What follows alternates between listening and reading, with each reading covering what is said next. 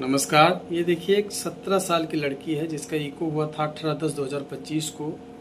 अब heart disease में एक डिजीज होती है जिसको बोलते हैं DCMP। बहुत लोगों का आपने सुना होगा कि डॉक्टर बताते हैं कि हार्ट का साइज बढ़ गया है, उसके चैम्बर्स का साइज बढ़ गया है, तो उसको मेडिकल टर्मिनोलॉजी में बोलते हैं डायलेटेड कार्डियोमायोपैथी। कि मतलब वहाँ पे जो हार्ट की मांसपेशियाँ हैं पूरी डायलेट हो गई हैं, उनका साइज बढ़ गया है, जिससे हार्ट के चैम्बर्स का साइज बढ़ जाता है। उसकी वजह से वाल्व में डिफेक्ट आएगा, वाल्व में लीकेज चालू होगा और दूसरे ऑर्गन पे उसका असर जाता है, जैसे आपके लंग्स हो गए, आपके लीवर हो गए, तो इस तरह के कॉम्प्लिकेशंस बढ़ते जाते हैं। तो ऐसे ही अब इसका और कोई उपचार नहीं रहता। यहाँ पे आपको अगर ठीक होना है, अपने आप को अच्छा करना है, तो अपनी जीवन शैली चेंज करना पड़ेगा। उसमें खान पान पे विशेष ध्यान देना पड़ता है। शरीर का वजन न बढ़ने पाए, इन चीज़ों पे अगर आप ध्यान दोगे तो उसी से हार्ट की पंपिंग धीरे धीरे अपने आप को रिकवर करती है, बढ़ती जाती है और उसकी वजह से जो कॉम्प्लिकेशन होने हैं वो रुक जाते हैं। आगे अच्छी लाइफ भी चलेगी और कॉम्प्लिकेशंस भी आपको कम होंगे। मेन सिम्टम क्या इसके रहते हैं? तो चलने में सांस फूलना, पैरों में स्वेलिंग आना, कफ बहुत ज़्यादा आना, उल्टी जैसा लगना, ये सब इसके मेन सिम्टम रहते हैं। अब इस पेशेंट का मैं दिखाता हूँ तो यहाँ पे दिख रहा है कि हार्ट का साइज बढ़ा हुआ है, उसकी पंपिंग रिड्यूस हुई है।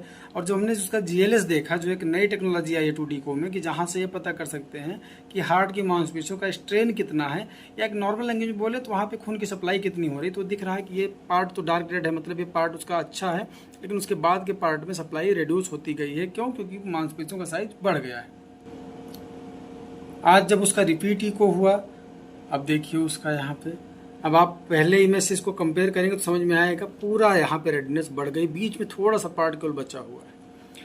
कारण क्या है कि उसका जो पंचकर्म ट्रीटमेंट दिया गया, जो उसके डाइट में चेंज किया गया, जो उसका व्यायाम उसको करवाया गया, उसका वजन उस हिसाब से रिड्यूस हुआ, उसके हार्ट की मांसपेशियों पे जो प्रेशर था वो कम हुआ, रक्तवाहिनियों में जो प्रेशर था वो कम हुआ, जिसकी वजह से हार्ट की पंपिंग भी इम्प्रूव हुई, मांसपेशियों का डायलेशन कम हुआ और सप्लाई बढ़ गई।